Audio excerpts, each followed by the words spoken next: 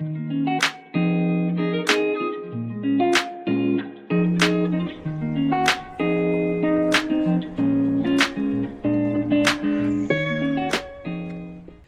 name is Doug Wilson.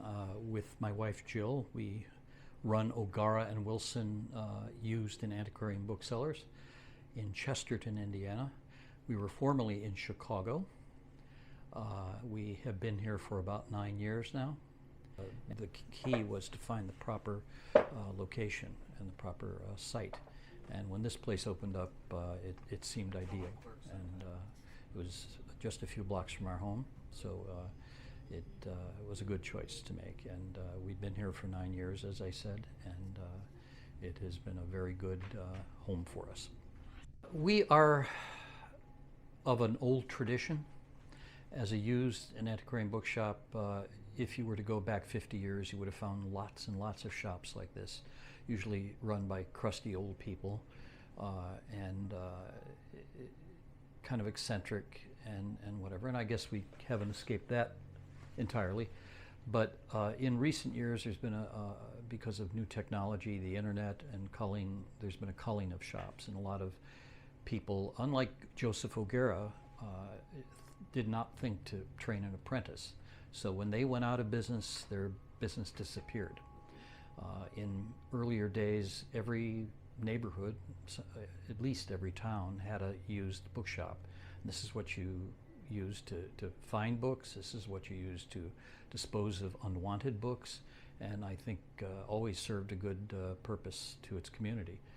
I'm very good at what I do, but don't know how I would fare in the world at large.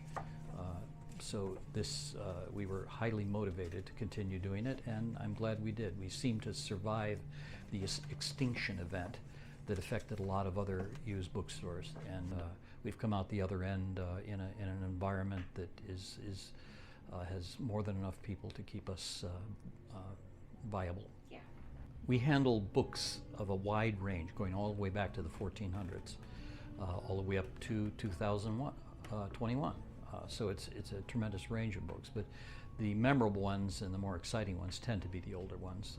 We are antiquarians, after all. I believe one of the most intriguing books I ever had was the first English edition of St. Augustine's City of God that had belonged to a very famous art critic and historian named John Ruskin. And he was author of dozens and dozens of books in the Victorian period, and this was his copy, printed in 1610 or 11, I believe.